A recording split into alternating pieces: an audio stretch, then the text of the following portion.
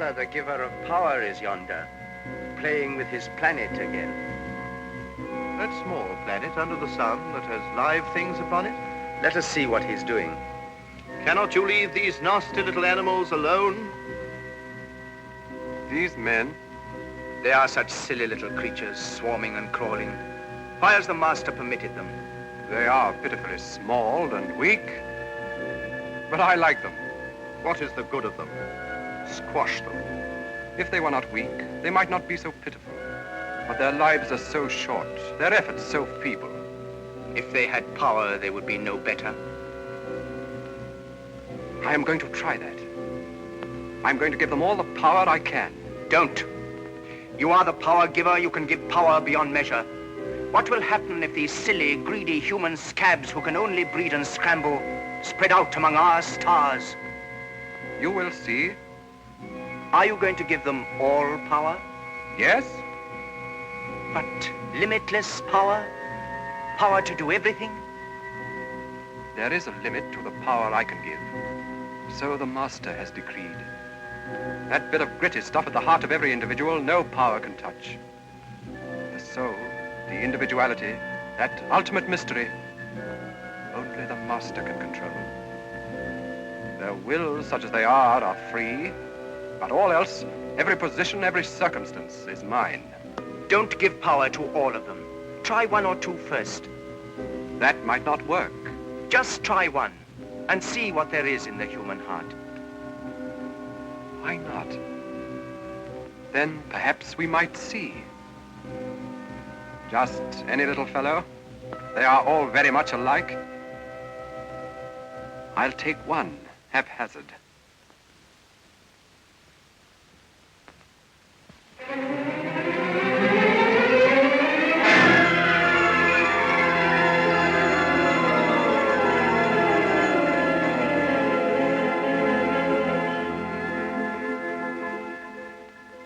Good evening, Mr. Fotheringay. Evening, Mr. Fotheringay. Good evening, gentlemen. Good evening, Mr. Fotheringay. Good evening, Miss Maybridge. Usual. Please. We're just talking about miracles. Yes? You may not believe in miracles, Mr. Fotheringay, but I do. Not to believe in miracles, I say, strikes at the very roots of religion. Well, of course, Mr. Beamish, there's miracles and miracles. Exactly, Miss Maybridge. Now, we must make it clear what a miracle is, see? Some people would argue that the sun rising every day is a miracle. Well, some of us do. Not what I call a miracle. A miracle, I say, is something contrariwise to the usual course of nature done by an act of will. Something that couldn't happen, not without being specially willed. So you say. Well, you've got to have a definition. What do you say, sir? Well? Oh, Mr. Cox? Oh, I'm not in this. Well, I agree. Something contrariwise to the usual course of nature. Have it so. What about it? All right. Now, for instance, take, what, that lamp. That lamp, in the natural course of nature, couldn't burn upside down, could it? You say it couldn't. Well, then you aren't going to say it could, are you? Well, then it couldn't. All right. Well, then now. Yeah. Now, if someone comes along, see, as it might be me, and stands as it might be here, see, and says to that lamp, as I might do, collecting all my willpower, and I'm doing it, mark you. I'm playing fair. Says, here you. Turn upside down without breaking and go on burning steady. What the hell? Not possible. I can't keep it up any longer. It's got to drop! Now, Mr. Fotheringay, will you be good enough to explain this silly trick before I come and chuck you out? Whatever made you do it? Outside's the place for you. Outside the Long Dragon for good and all. He's got to pay for beer, Mr. Cox. Yes, you have to pay for a lampshade and a chimney. Why, as he did it, we... But look here, Mr. Cox, I don't know what happened to that confounded lamp more than anyone does. I swear I never touched it. Come on, Mr. Conjurer, we don't want any more bother. Are you going to get out before I come and chuck you out? There, come on, out. I never touched it. Eddie.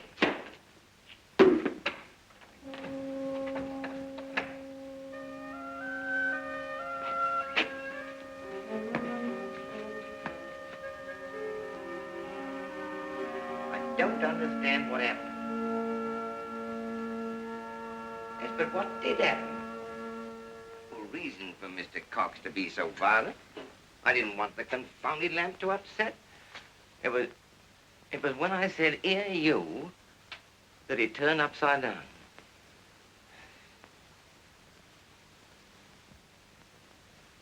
Here, you. Be lifted up about a foot.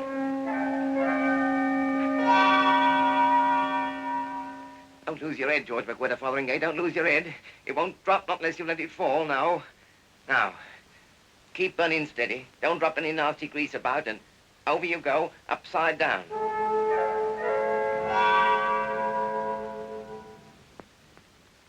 As you were on the table. Oh, it is a miracle! A blooming miracle! Why, I can make any amount of money with a trick like this on the music halls. I suppose I could do it to almost anything. Here, the table, here. Up.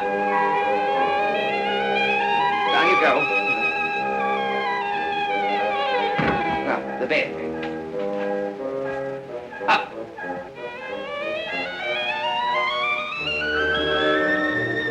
Don't bump on the floor, my dear. Come down quietly.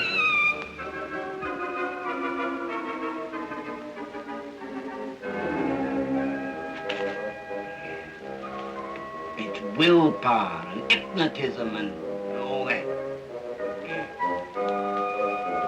Yeah. You're growing to something bigger. Be a cone like what conjurers. Yeah. Now, let's get some. Presto! There's a kitten be under there. Ladies and gentlemen, a young, healthy kitten.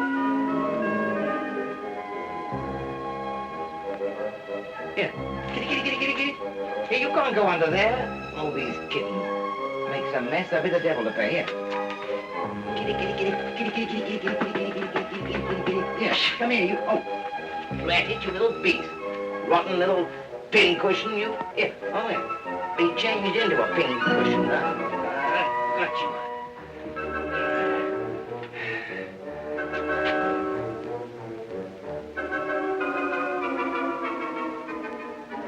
Presto, vanish. And you'll be an extinguisher again, and we'll say no more about it. No.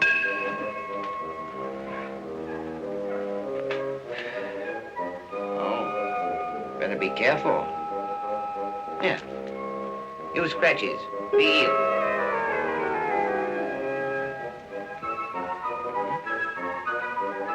I could go on doing miracles all night.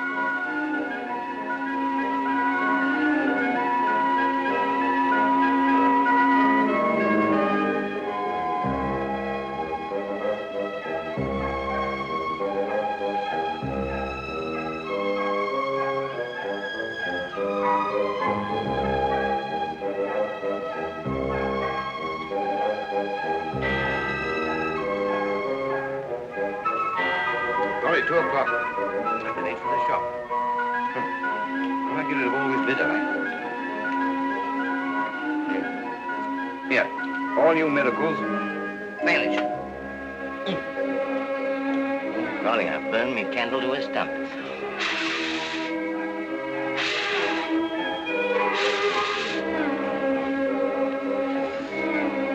Oh, go out.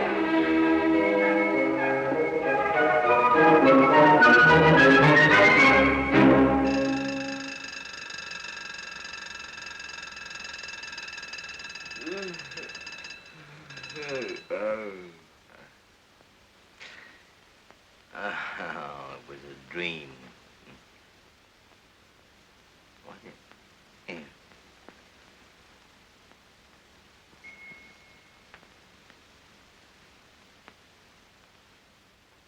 Man. Golly, it's true.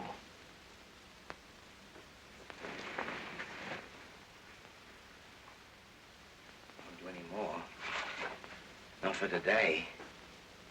Now, better think it over. It won't do. Miracles dropping off the ends of your hands before you hardly know it.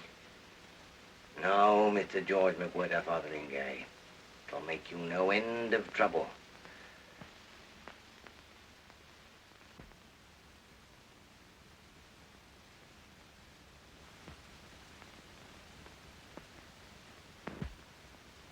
How are you getting on with our Mr. Fotheringay, Ada?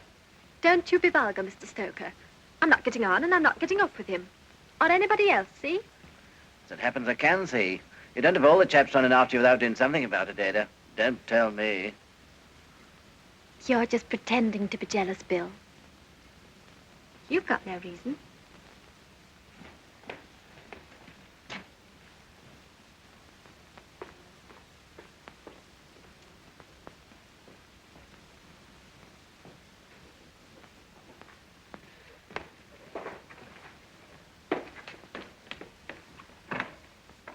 Morning, Miss Hooper. Morning. How's your arm?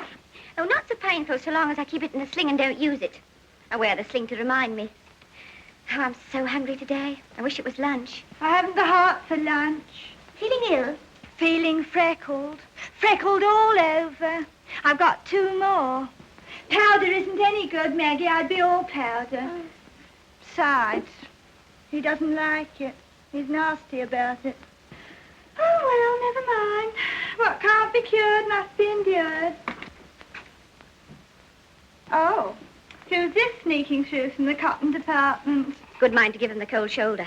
And you can't, I know. Oh, I could, but I don't want to. Oh, well, 2's company, 3's none. I'm off.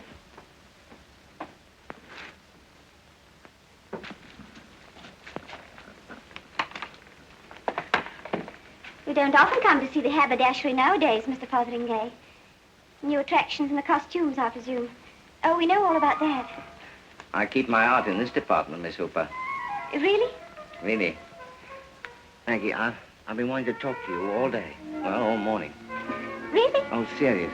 Maggie, something queer has happened to me. I can't make head nor tail of it. Nobody left money or won a lottery ticket. No. Something queer. Not falling in love. That happened a long time ago as well you know, Miss Hooper. Really? Really? They say you had more than was good for you in the long drinking last night and upset the lamp. It can't be that. It has something to do with it. It's odd. You see, it's like this. If I say let a thing happen, it happens. Sort of prophecy. No, sort of miracle. Oh, go on. Oh, it's true, I can prove it. Here.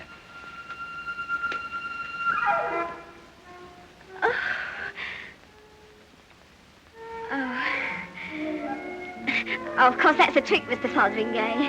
That's one of your sleight of hand tricks. Oh, they're lovely violets. You didn't get this bunch for 6pence, I know. It's a good trick. They just seem to jump out of nothing. Oh, but if only one could work miracles. Just think of what you could do. For instance?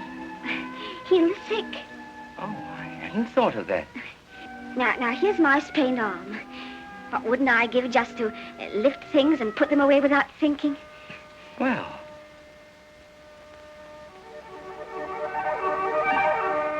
Lift it.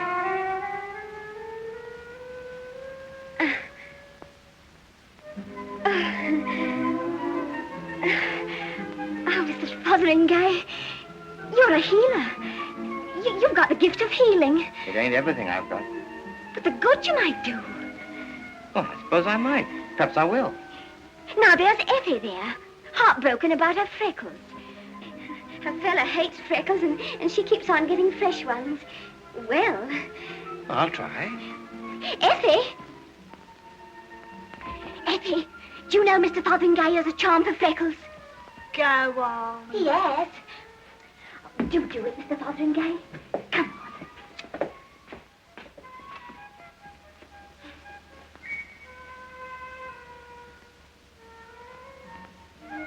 Let all your freckles be gone, and your complexion be perfect. Oh! Oh, what? Where's the mirror? Oh, there. Oh, it's marvelous. How we done it, I don't know. came to me, I don't know. I just say to a thing, do this and do that, or be this and be that, and it seems to happen. Maybe it's willpower. I didn't know I had it till last night. When you broke the lamp in the Long Dragon. Without that. Well, don't you go breaking things here, Mr. Fotheringay. No miracles in the house of a shop, if you please. This is a drapery establishment, not a home of magic. But he cured my sprain.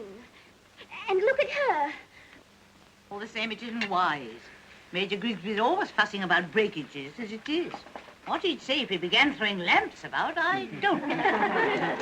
Of course, if I knew I was to always have it, I'd go in the music halls right away. I've always been thinking of that. I wouldn't. What would you do, Mr. Stoker? I'd do better than that. How? You told rabbits to come, and violets to come, and complexions to come, and all that. You're the spirit of nature, Fotheringay. But all that small beer. What's to prevent you saying, here, let's have 20,000 in the bank, a motor car save, and a big house. Yes. Maybe there's a limit, but it would be pleasant like to have that money in the bank. I'll think of that. But don't forget your gift of healing. He could have a miraculous hospital. What's to prevent him? He could start miraculous hospitals all over the place. Just go around once a week and clean everybody up. And needn't stand in the way of other things. And how about a miraculous tip or so for the Derby? Lord, if I had your gift, I'd launch out. I wouldn't go on honouring Grigsby and Blott with my services much longer. Fair dues, Mr. Stoker. You have to give a month's notice, you know. The things you might do. You could be rich. You could be anything you liked. You could give presents right and left. You might meet all the celebrated people. You might go to court and see the king. Music halls, indeed. I didn't mean to lay it all out so soon. I'm a bit frightened by it myself. I don't mean to do much with it yet. Now. You listen to me, Mr. Fotheringay. Don't you do anything rash. You didn't ought to go about doing miracles just anyhow. You oughtn't to turn your gifts to selfish ends. Ooh, here's uplift. Yes, I mean it, Mr. Stoker. This gift of miracles and healing is something very serious. You ought to have advice about it, Mr. Fotheringay. That's plain sense. You ought to have advice. Yes, I suppose I ought to. I hadn't thought of that. There's Mr. Maydig, the new Baptist minister. No, he ought to go to the vicar. And a nice mess they'd make of it for you, either of them. Righteous old buffers without any imagination, leastway the vicar is. And Maiding's just a spouter. You take my advice, Fotheringay, and do yourself well. Don't give your gift away to anybody. There isn't a woman in the world who wouldn't love to have a man who could work miracles for her. You take advice, Mr. Fotheringay. Come on, Jane, collect the plates. Miracle or no miracle, we gotta get on.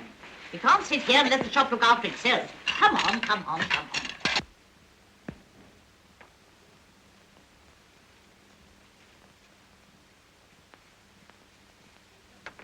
Good night, madam. Good night.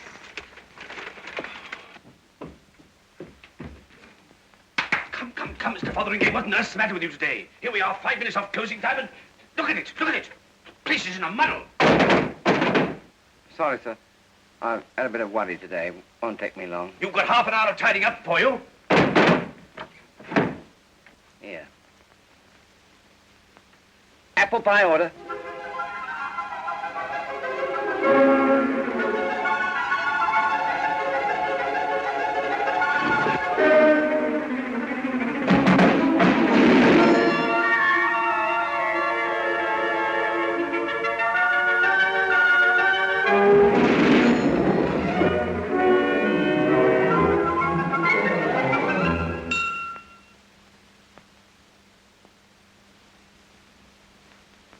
Hasn't taken long, has it, sir?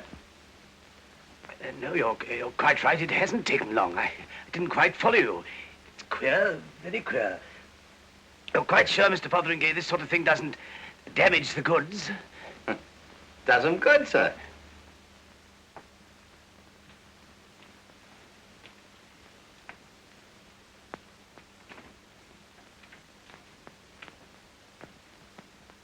I can do anything. Absolutely anything. If I want to do anything to that old moon, I could do it. All the saints and scientists in the world and nothing compared with what I can do. And who's afraid, I tell you? Who's afraid? Oh, I broke my stick. Did they then, did they? Oh, what about Master's gift of healing? Yes, we'll make that all right and better. Here, be not a stick, but a tree. A great big rose tree growing right there in the middle of the road. All covered with lovely roses, and get your breath.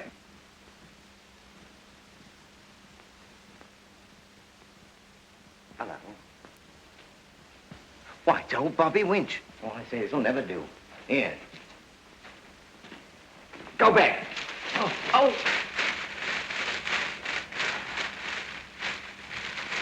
Leave him alone. Let that rose tree vanish. Hello, mister. What's the game? What's all this throwing about of brambles? I wasn't throwing any brambles at you, Mr. Winch. I was just doing what you call working a miracle. Oh, it's you, Mr. Miracle Worker. It's you, is it? This is how you spend your nights. This is how you do it, eh? Well, this time you've done one trick too many. Well, you're not going to take it seriously, Mr. Winch, are you? It isn't me that takes it seriously, it's the law. What, run me in? Me so respectable? Oh, you can't do it, Mr. Winch. I'm doing it now. Come on. No, I won't. You're coming. Oh, go to blazes. Golly, he's gone to... Where am I? He's got me into some sort of pitfall or something. He's full of them there tricks. Paid half odds here, too. I better make a note of this. An officer should always make a careful note. What was the exact time? Why, the paper's going round. It's on the boots, too. Oh, dear, what is this? It can't be a nice place to go to. Can't send a chap to... like that. Where's my stick? Oh, here. Let my stick be back. Not broken. What am I to do about Mr. Winch? What am I to do about Mr. Winch? I can't leave him there. I can't bring him back. Oh, I know. San Francisco. That's pretty nearly halfway around the world. Let Mr. Winch, wherever he is, go immediately to San Francisco.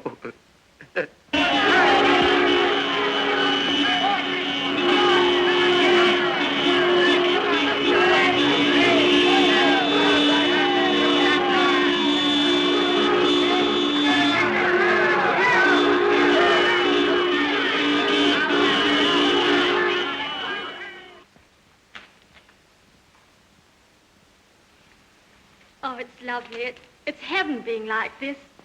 And to think you was jealous, Bill, of poor little Fotheringay. Him and his miracles. Must be awful late, Bill. Golly, it's past a half hour. Time we were indoors. The door will be locked. We'll have to ring. We can't go back together. Every moment talk. Yes. You go back to the front door. I'll go round the back and shin up the water pipe to the men's dormitory. I've done it before, and the window's never fastened. Give us a last kiss, Bill.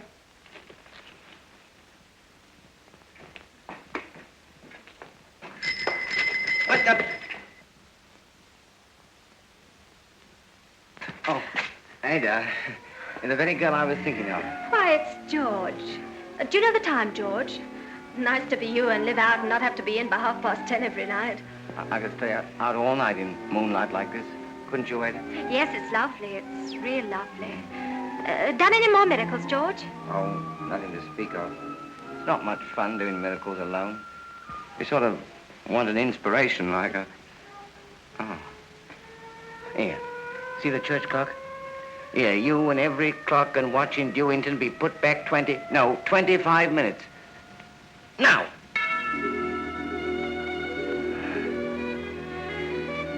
See? My watch, too. You'll be all right now, Ada. If you do have to ring and be let in, why, the hall clock will bear you out. But it's a real miracle. It's nothing to what I could do for you. You know why I asked them to put it back 25 minutes instead of 20 minutes? So that I could have a bit of a word with you. Well, you deserve 5 minutes, George. I can do extraordinary things for you. You seem to stir up my imagination. It's very kind what you have done. I could do anything for you, Ada. If only I could get you so as you sort of love me. I would indeed, so long as I could get you to want to kiss me. George, miracles or no miracles, you mustn't talk to me like that. Oh, why shouldn't I? Don't you care for me? Not in that way, Mr. Fotheringay.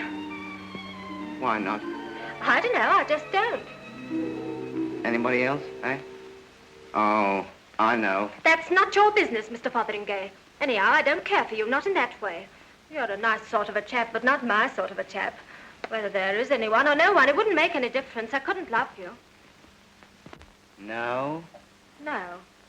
And supposing I was to make you love me? You couldn't, Mr. Fotheringay. You wouldn't, Mr. Fotheringay. Oh. Oh. Oh. Now, milady, you be in love with me. You be hopelessly in love with me. You forget all about Bill Stoker and be in love with me now.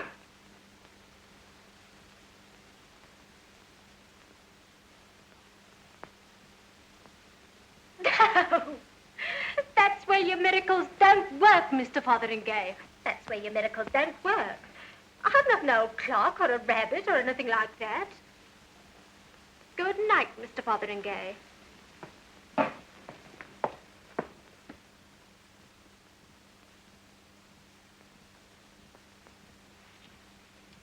Yes, sir? Send Fotheringay to me, please. No, ask Mr. Fotheringay to come and see me. Yes, sir.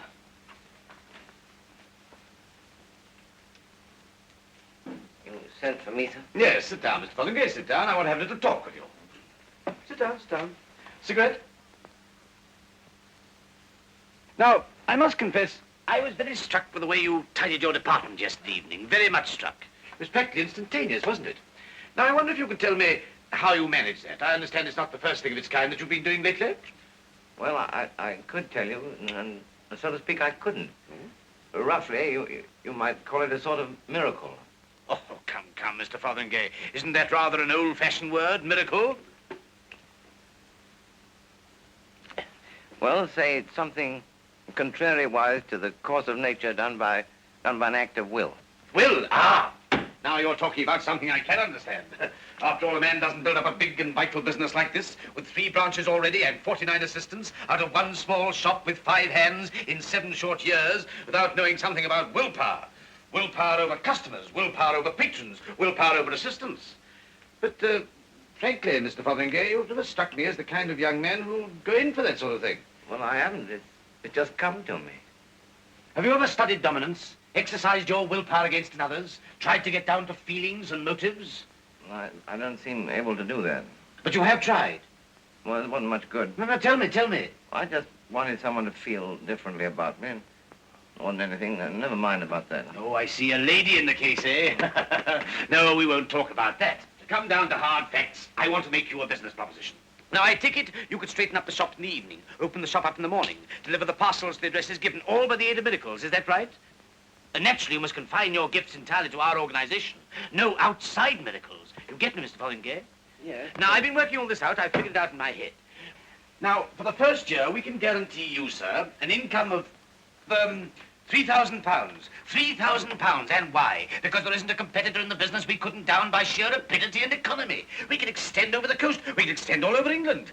There's no limit with such an advantage. Oh, you may call me a dreamer, Mr. Fotheringay, but let me tell you that every great organizer of business is a dreamer. I could sit in that chair and see Grigsby Blott and Fotheringay running into millions of capital, spreading all round the world. I suppose San Francisco is pretty nearly all around the world, isn't it? Practically, sir, essentially, sir. Why do you ask?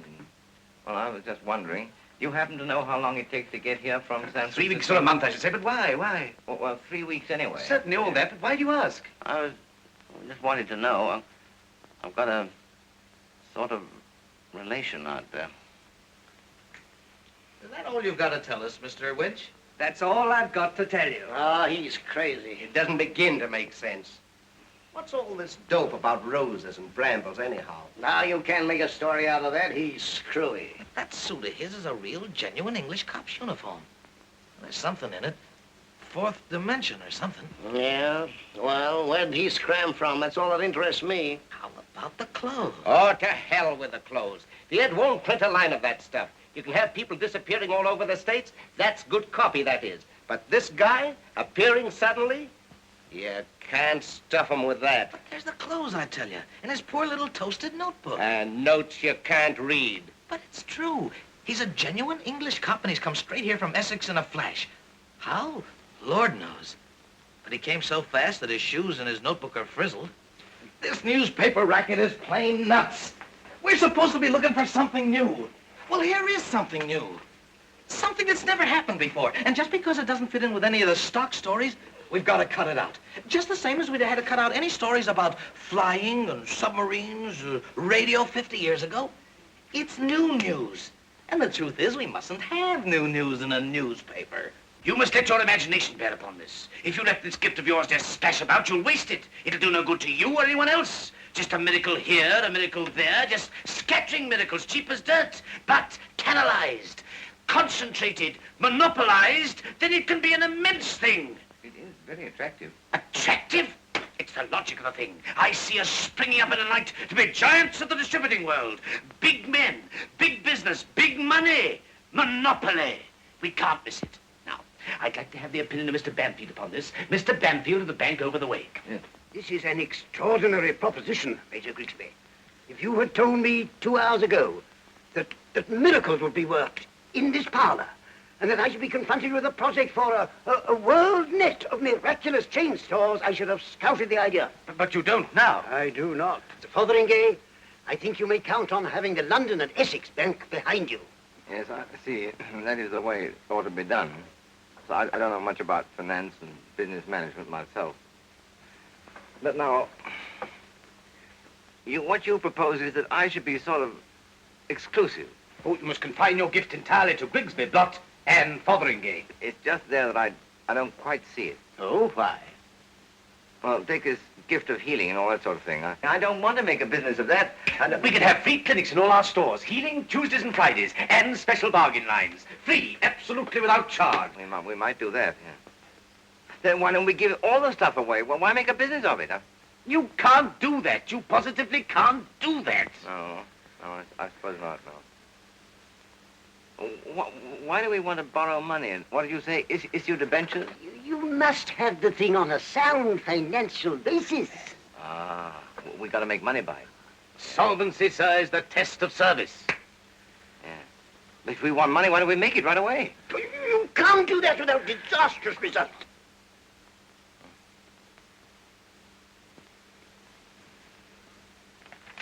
Look here. You can't do that. It's illegal. That's a forgery. That note's a forged note. Well, look at it. It's all right, isn't it? Oh, this won't do. You mustn't make money just when you want it. Strikes at the root of everything. Puts the whole banking system completely out of gear. People must want money. And they must want commodities. But if I can give them everything they want, But what incentive would there be for anybody to do anything? Couldn't they have some fun, like? Now, I can assure you, my dear Mr. Fotheringay, I can assure you, I have studied these questions, very profound questions, before you were born. Human society is based on want. Life is based on want. Wild-eyed visionaries, I name no names, may dream of a world without need. Cloud cuckoo land, it couldn't be done. It hasn't been tried, has it?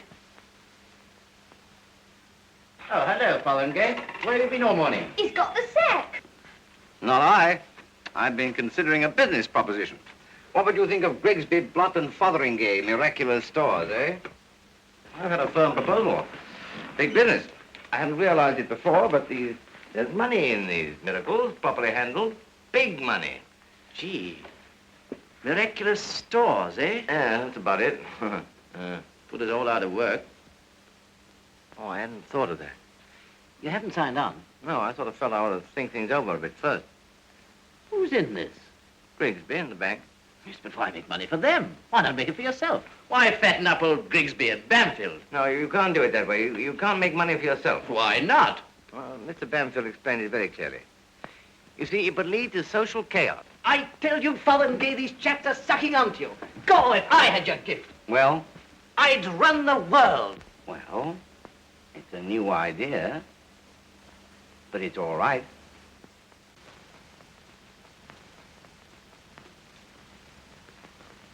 Hello, George. Hello, making yourself prettier than ever, eh?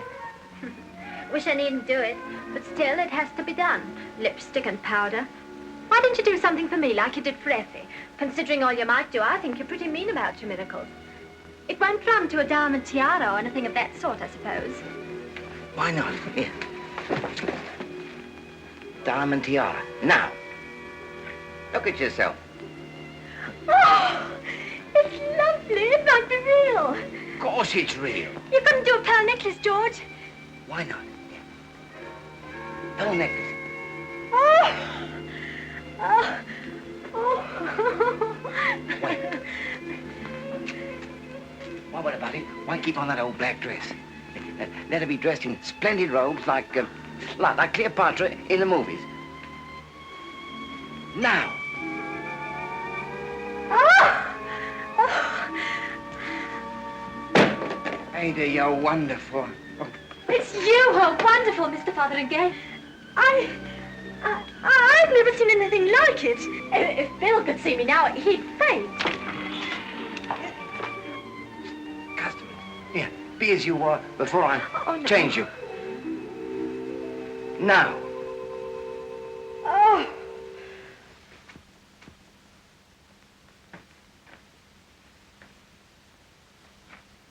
Maggie.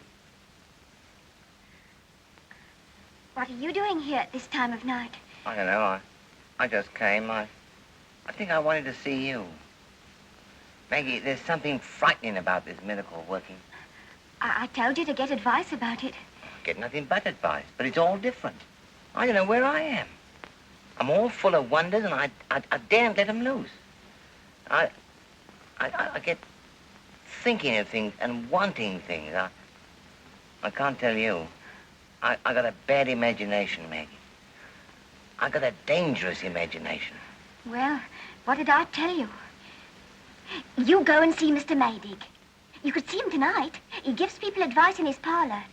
I wonder what he'd tell me.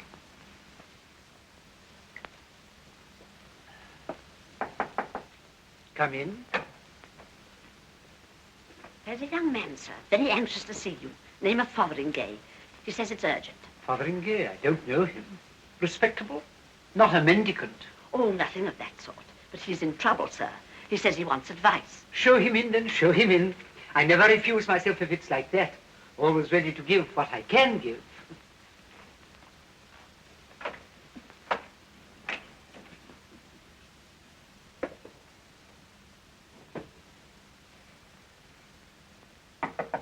Come in.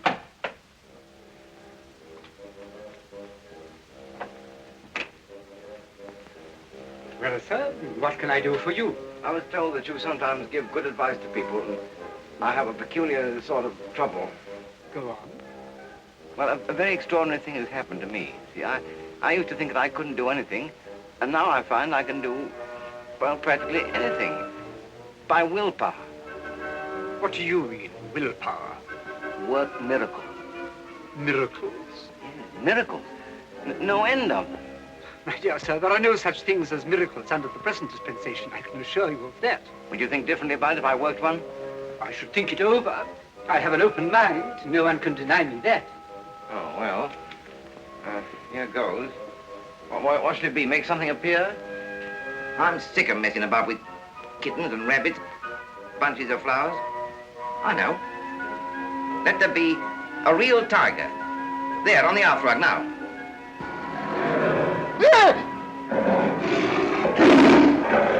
Mary! Cease to exist!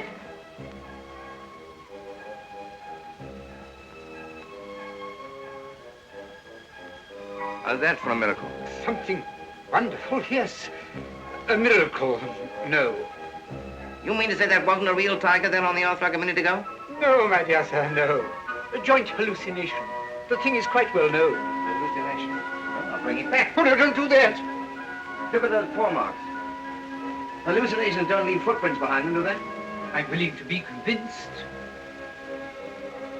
Yes, sir. There are paw marks. Some large carnivore. You know, Mr. Fotheringay. Fotheringay, that was a miracle you did just now. You need have no doubt about it. It was a miracle. Can you do other things of the same kind? That's what I want to consult you about, Mr. Maydig. You see, I can do all sorts of things. I can heal people. I can clear things up and set things right. I can move things from one place to another. I can change things to other things. I don't seem able to get inside of people's minds. But apart from that, there doesn't seem to be a limit. Not a limit to what I can do. It's power. I know, but what am I going to do about it? What would you do about it? What would anyone do about it if they had it? You know, Mr. Maydig, it's a very remarkable thing. Before I realized I had this power to work miracles, I thought I knew everything I wanted and couldn't get it. And now that I can have, in a manner of speaking, have everything, something seems to hold me back. Power! Power! My dear young man, what might you not do? What may you not do with the world? Healing. Have you thought? Why not banish disease from the face of the earth? Do in one swoop what science and medicine have been striving to do little by little. A world without disease. So I hadn't thought of that. I just thought I'd go around, you know, and cure somebody here and somebody there. Sweep it all away. A world glowing with health, newborn. The world's great age begins anew. The golden years return. I see such splendor in this power of yours. Such hope for our race. Such starry hope. Talking of upsetting things, Major Grigsby and Mr. Bamfield were very anxious that I shouldn't upset things. They did seem to think there might be a catch in it. Well, what Mr. Bamfield said was that human beings were held together by money and by wanting money and things. And if they didn't want, what would there be for them to do? Bankers and businessmen, save me from them. Man bankrupt in a world of plenty. I suppose they ought to have a better way of managing things. Of course, but will they ever trouble to do so until they're compelled, until things overtake them? No, sir. And that is where we begin. Tomorrow. Suppose every poor soul in the world found a £5 note in hand, suddenly, so that they could go out and buy things. Think of that. Think of the effect of it. I would like to do that. You don't think there might be a catch in it? Will Mr. Bamfield have fits? Convulsions, I hope. Convulsions. Convulsions. And then healing all over the world. Everybody suddenly saying, I feel strong, I feel well. Well, I don't see any harm in that. Nor I. No. It might put the doctors out a bit, though. And why? Well, they naturally think it's their business to keep us healthy. Oh, heavens, are we to remain needy to please the bankers and the businessmen, and unhealthy to provide fees for the doctors? Well, I just thought it might complicate things a bit, but... Well, sleep over it first. We shall have to provide for the doctors and the traders, I admit that. These things can't all be done in a rush. There's an inertia about things which has to be considered. I shall think and think and think. I shan't sleep, Mr. Fotheringay, not a wink. I shall keep vigil. The last night of human misery. The pause before the dawn. What a glorious thought. Will you be able to sleep? Well, I've had a pretty busy day. Oh, you are one of God's innocents. You will sleep. But I cannot bear that we should part like this. Let us do one simple good thing before we go to bed tonight. An earnest of all we mean to do. Let me think. One little thing. There's my neighbor, Colonel Winstanley, chairman of the bench, full of influence, and all that influence against progress. He's always treated me with the utmost civility. I bear him no malice. He sits late at night and drinks. Drinks, I fear, far too much. I'm no pedant in these matters, but he boozes. He will be sitting there now, a decanter by his side. Change it to some simple, non-intoxicating fluid. And his house is all decorated with swords and weapons. Beat them into plowshares. Turn his swords into reaping hooks. Well, but will he like it?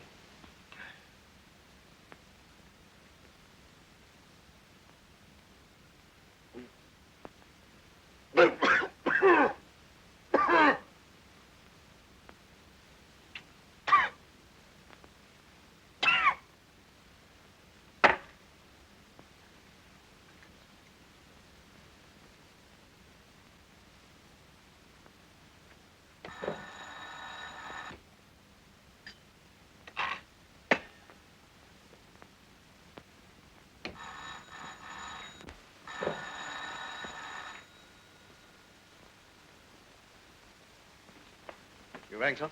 I rang 6 times. You go to bed too early, Moody. And now, tell me, what the devil's the matter with this whiskey? It's gone wrong. It's lost its taste. It's flat. It's worse than flat. It's mawkish. It's the real old stuff, sir, out of the old jar. It's not the real old stuff, and it's not out of the old jar. What have you been doing to it, Moody? I can assure you, sir. You can assure me I'm drinking whiskey when I know I'm not?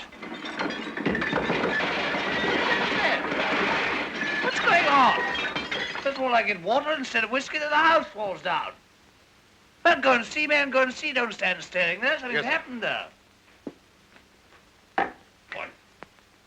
Point. Moody, why don't you come and tell me?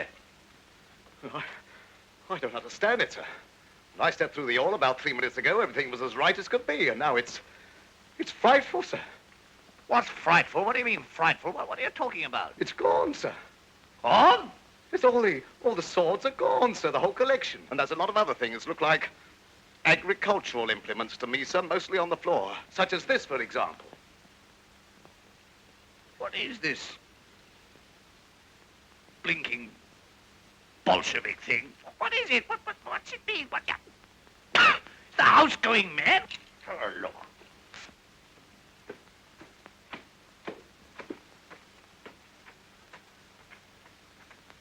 If I could lay my hands on the fool that's done this.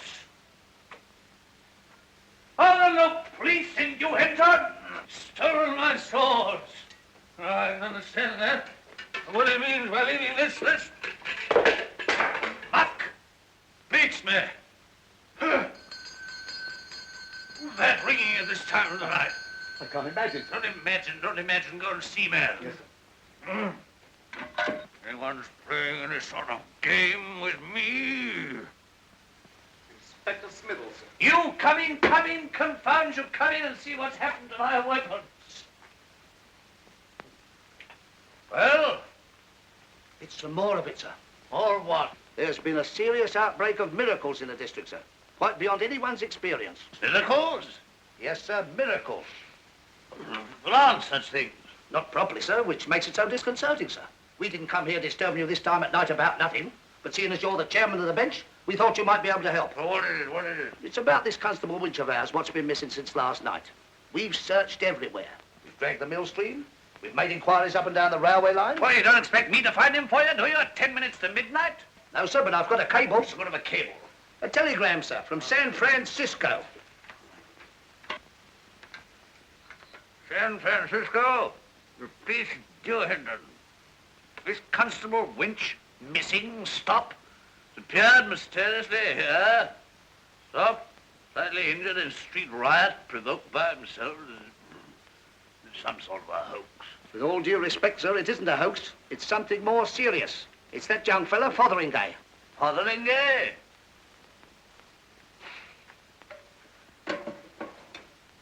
Moody, I must have a whiskey. If I don't have a whiskey, my mind will give way. Yes, sir, but... Good Lord. Is that another miracle? I'll get another jar, sir. I'll get one with the seal unbroken.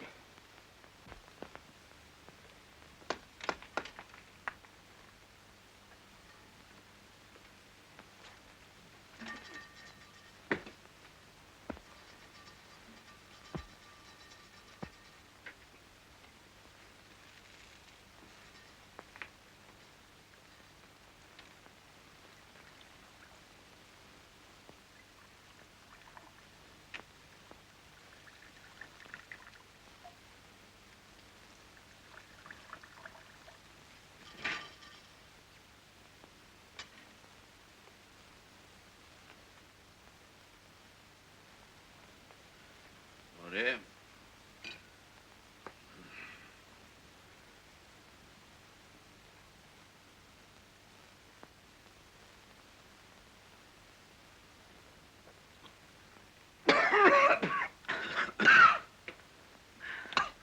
Soap and water. It's nastier than that, sir. I should say it's one of these temperance drinks. Well, Moody, anything to say? Oh, sir. I got my weaknesses. But I'd as soon poison a baby as tamper with whiskey. If you ask me, it's Fotheringay again, sir. Fotheringay! More Fotheringay! I'll keep calm. I owe it to myself and everybody to keep calm. Oh, perfectly calm. I'll see this fellow tomorrow. No fuss. I'll talk to him quietly, calmly. No good getting heated. I'll have it out with him. Oh, bring him to me, Smithers. Sort of casually. Just for a bit of advice.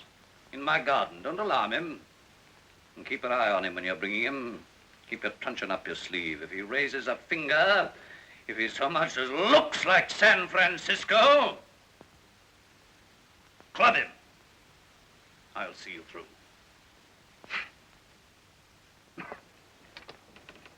Ah, so that's the little miracle worker. Don't look like it, little cad. Spoiled my whiskey, ruined my collection. Calmly, calmly. Well, Mr. Superintendent, so this is the young man you wanted me to see, is it? This is Mr. Fotheringay, sir, as directed. At your service, sir. I want to talk with you. I want a serious talk with you. Chairman of the bench and deputy lieutenant, the former owner of a valuable collection of weapons, and the proprietor of a once powerful cellar, as a fellow citizen of the unfortunate Constable Winch, I want, naturally and properly, a talk with you. I want, if I may say so, an explanation. Well, how? I wish to know. Why? It's almost as odd. See, I just seem able to do things. Yes, and nice, friendly things you do, eh? Well, it's hard to know what to do without offending people. Offending people? Well, how the devil else do you expect me to take that trick with my whiskey and my collection? Oh, Mr. Maydig. Maydig? Yes. Well, that new preacher chap? What's he got to do with it? Well, he was advising me. Advising you? Yeah. He said if for once you should go to bed sober. Would you mind saying that again? Yes. If you wasn't to drink too much. Go on, sir, go on. I can bear it. I want to hear you out. Then we might make it a sort of a symbolical action of changing your weapons, see? That would sort of prepare your mind for the peace of the world. And when might that be due? Oh, very soon now. Peace and plenty. Mr. Maydig made it very plain how we've to set about it. You're going to set about it? When? I'm seeing Mr. Maydig at 12, and I suppose we'll start the golden age somewhere in the afternoon. I suppose they'll start the golden age somewhere in the afternoon. They suppose they'll start the golden age somewhere in the afternoon. Under the circumstances, I hardly like to mention my collection and my whiskey. Oh, don't mention it. We didn't mean to annoy. I'll make it all right now. Is that all you do, just that? That's all. The miracle's done and my whiskey's whiskey and the collection back again? Yes, you can go and see it if you like. The extraordinary thing is I can do these things. Well, I could turn this garden into a palm tree forest and fill it with tigers. There's no limit to what I can do. There's no limit to what you can do. You. Me? Just comes out of me. You can do practically anything. You want me to do anything now? But a fellow of your sort. Well, why not a fellow of my sort? Do you want me to do a miracle for you? Something big? Well, perhaps it's just as well to know what we're up against. All right. How'd you like to see India again, eh? Some place in India. Bombay. Let's both be in Bombay now. Colonel, you satisfied we're in Bombay? It's changed a bit. I recognize it. Yes, I admit we're in Bombay. How the devil we're going to get back, heaven knows. I had to talk to some men after lunch. That's all right, you shall. Let's both be back in the Colonel's garden at Dewington now. Well, is it all right? Can I work miracles or can't I? No doubt of it. Talk about abolishing distances.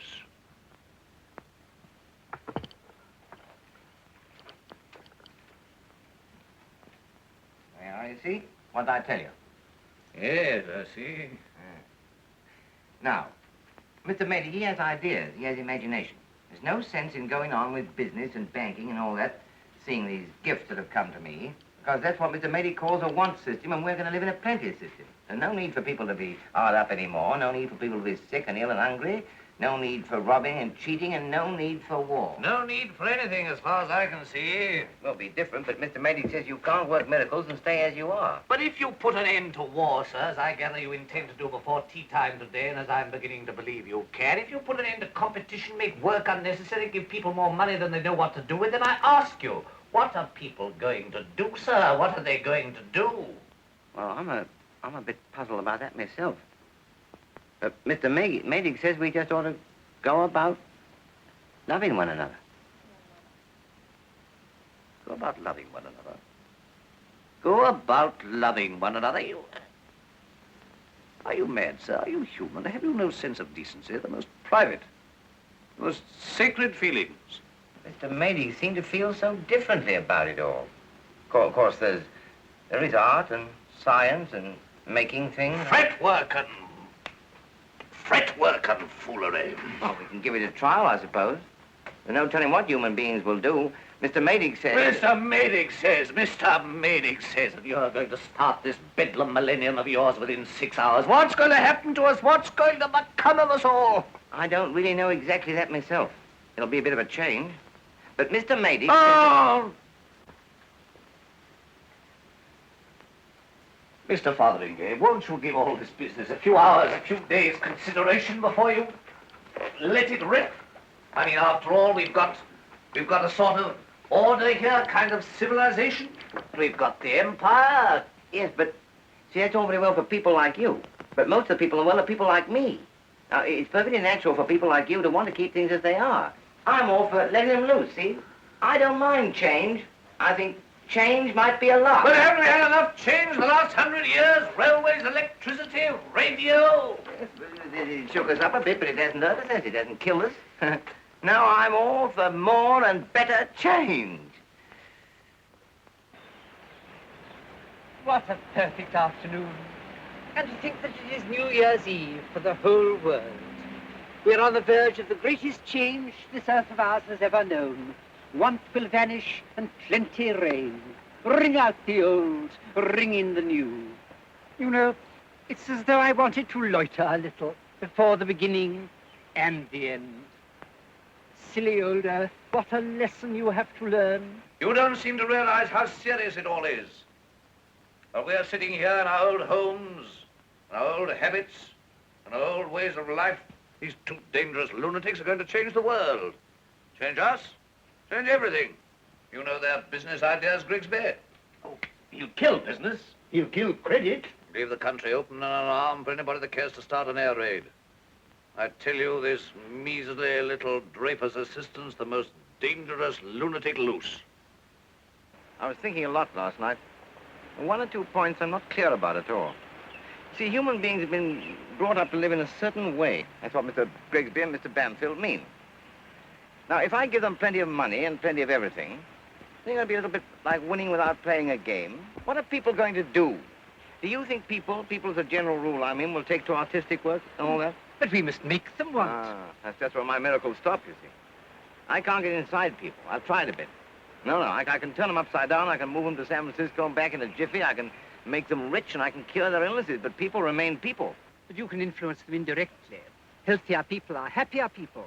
Easier people are kindlier people. People who are not vexed and driven are better. To a certain extent. But isn't it going to let a lot of new desires loose? I got some powerful desires. My dear young man, how often has it been my lot to hear that confession from young men in their strength? I know, I understand. We all have these powerful desires, even in my case. Never mind about your case. I'm talking about my case. Well, I assure you there's nothing singular about you. Exactly, that's the whole trouble. These men are mad dogs. They have to be treated like mad dogs. It's our world and all we care for against their confounded antics. One happens to see red.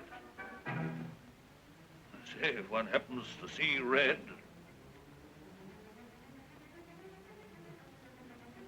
there's such a thing as justification.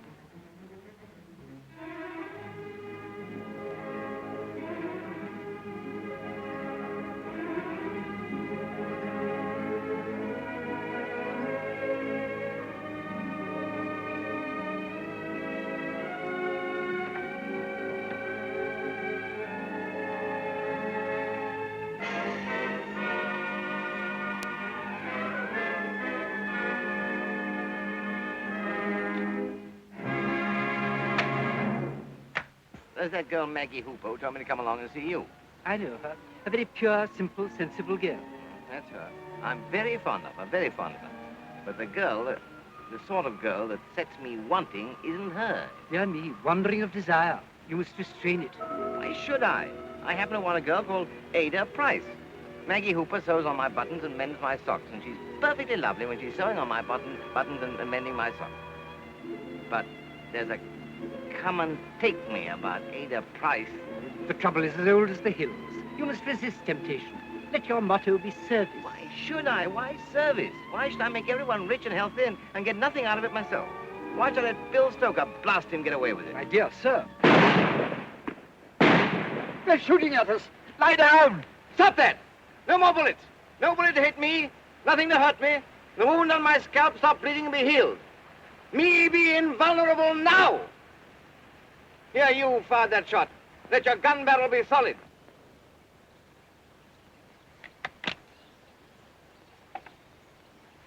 That's all this silly world can do to a man who can work miracles.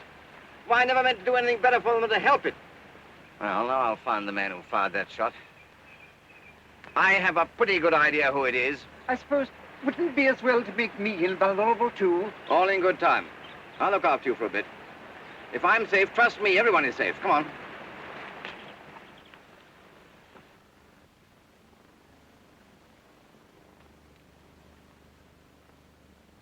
Camarade! I thought it was you. None of the others would have been as outright. You're a man of action. I knew it was you. There's no working against miracles. You got to get ahead with your silly monkey tricks, I suppose. I tell you, I'm sorry I didn't get in with that first shot. Now get ahead with Mr. Madig's magic millennium and see how you like it. No. You don't mean to say you've had a gleam of sanity? No, I've been learning hard and fast these last few days, Colonel. Perhaps there won't be a millennium. Perhaps there can't be a millennium. Madig there's full of ideas, but I have my feelings, and it's me that's got to put it through. You don't mean to say that you're going to give up all the things we talked about just because he tried to shoot you? Oh, it isn't only that. Some of your things I shall do, and some I shan't. I that work miracles, me that has the power. Why, this isn't the world of Grigsby or Bambill. It's not going to be the world of the Reverend Silas Madig. No, it's going to be the world of George McWhirter Fotheringay, and as I want it, so it will be. What I want, I get. You've all of you just wanted to use me. Now I'm going to use myself. What for? To get just exactly what I fancy. That's the natural human thing to want, and that's what I want. I'm just beginning to get the hang of this miracle business. You've had your way. The only one of you that came near the common horse sense of it was Bill Stoker, and much good that'll do him when I've done with him. Come along, matey. I may want you. We're going to start a world of George McWhirter Fotheringay right now in the Colonel's house. Has anything more happened? Happened what hasn't happened. He's mad and dangerous, and bullets won't kill him.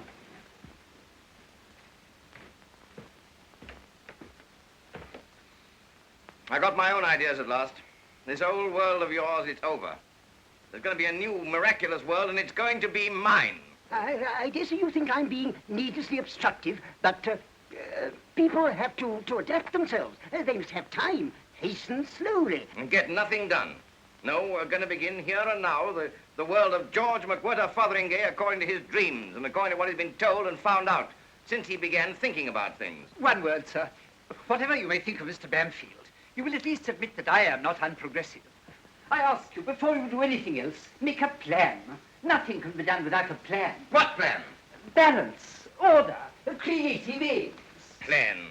Talk away an age, hesitate, sway to and fro, mess about. No, we're going to begin my new world now in my lifetime where I can enjoy it, glory in it, and have some fun in it. Wait, let things go on just a little longer.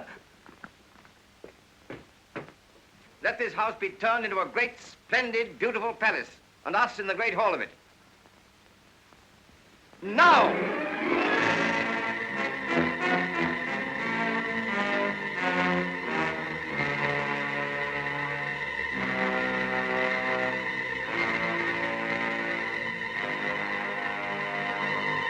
Bad, eh? Architecture improving. Yes, but we hardly seem dressed for it. Let us be sumptuously dressed according to our character and station, so as not to appear strange here. Me, the prince, Maid and Bamfield as councillors, the colonel as the captain of the guards. You'll enjoy being captain of the guards after a bit, Colonel. It looks empty here, doesn't it? What was your old regiment, Colonel? Let his old battalion be here and dressed accordingly. Now.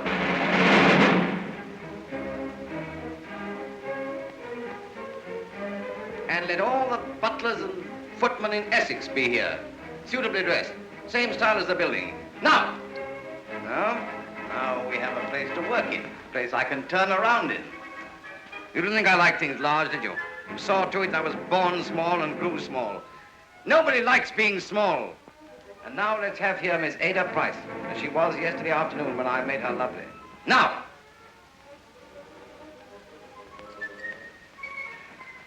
This is something like a miracle. You're going it at last, George. Where's Bill? Can't you do without Bill for a moment? I thought you'd have Billy here somehow. All this is sort of his style. No, Ada. It's my style. Let there be 2 thrones here, now. Oh, you might have a throne for Bill. No, and that throne isn't for you either. Let Maggie Hooper be here, dressed as a queen, now.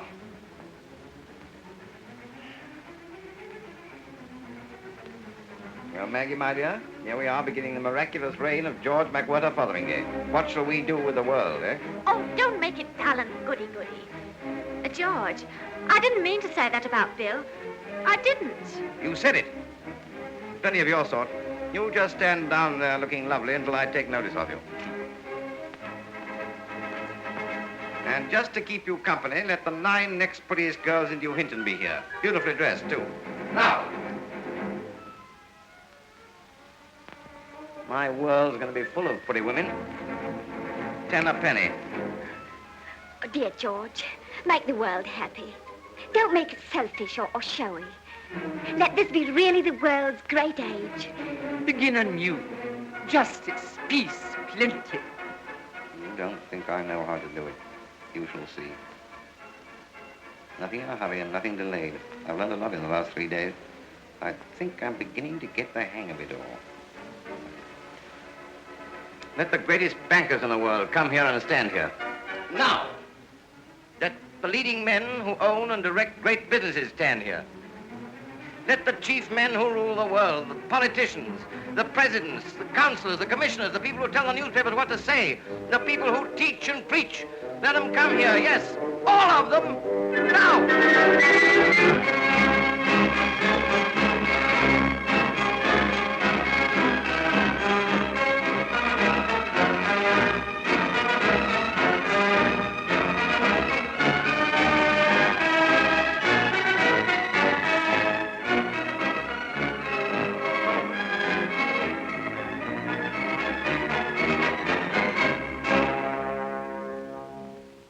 Here we are for a great big talk together.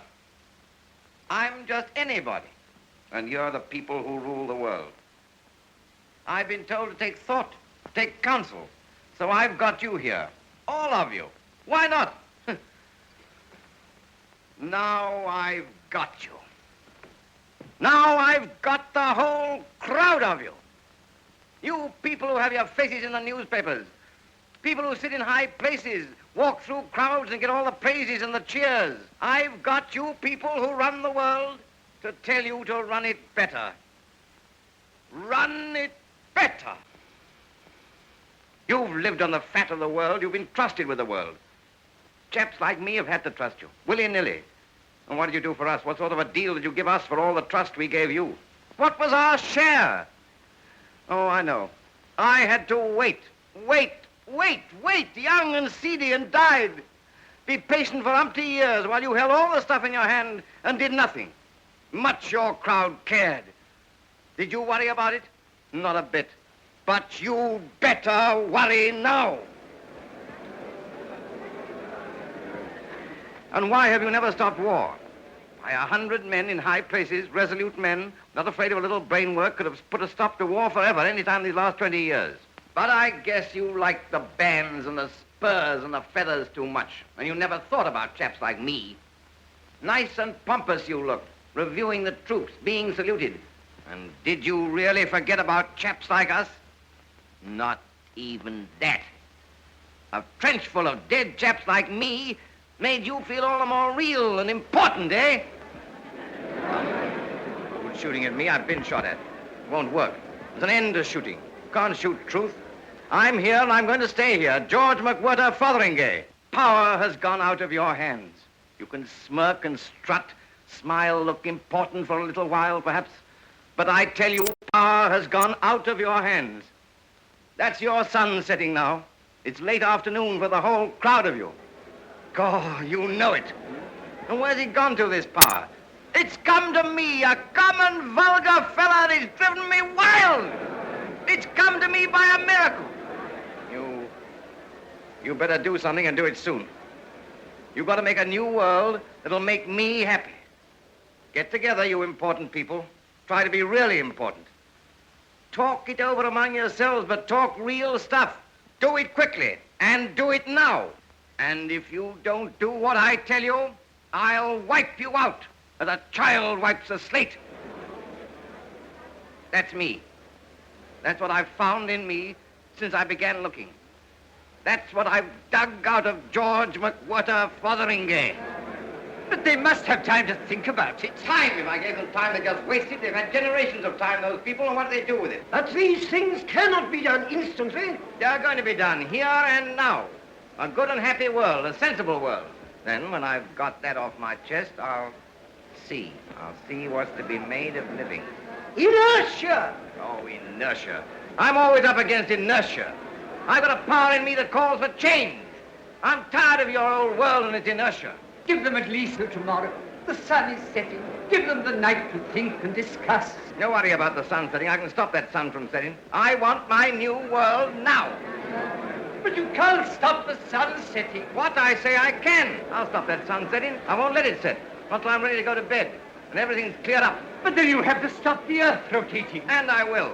Don't argue with me, medic. Don't argue with anyone. There's a time when argument stops. Earth, stop rotating. Stop now!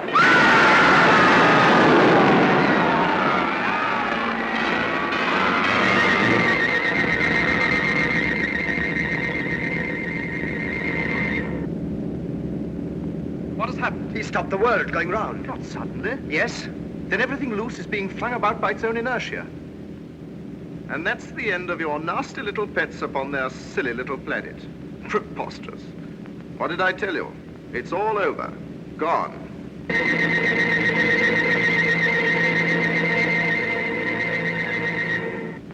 No. No, it's not over. He's still alive. He's got a charmed life. He's thought of that. Let everything be as it was a minute before I went into the long dragon. Now! Here, hold on a minute. You haven't done yet. The miracles. If it happens that I have been working miracles, then on the word go, let me not be able to work any more miracles, ever. Forget it. Forget all about it. Wipe it out. No more miracles. You can't control them. Go! And what has your experiment shown, brother? What did you get out of that sample man? Egotism and elementary lust. A little vindictive indignation. That's all the creatures have, or will have forever. What can you make of them? They were apes only yesterday. Give them time. Once an ape, always an ape. No, there is something in every one of those creatures more than that. Like a little grain of gold glittering in sand, lost in the sand. A flash of indignation when they think things are false and wrong. That's godlike. Dirt is never indignant. That is why they interest me. But their indignation is selfish. They are in a mess.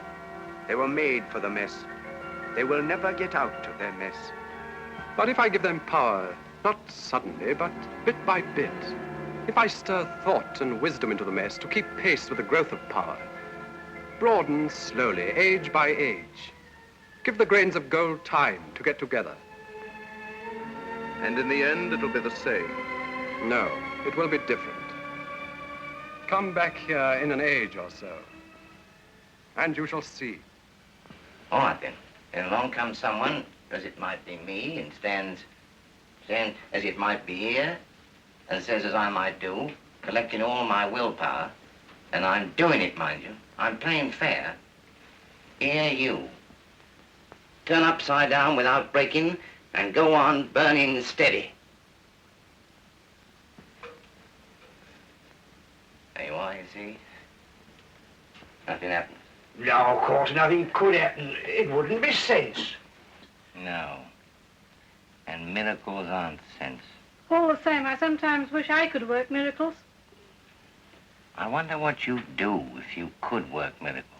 I'd make this world a better place, within reason. There are one or two things I'd like to do myself. Ah, but you won't ever have the chance. No. I won't ever have the chance. Now.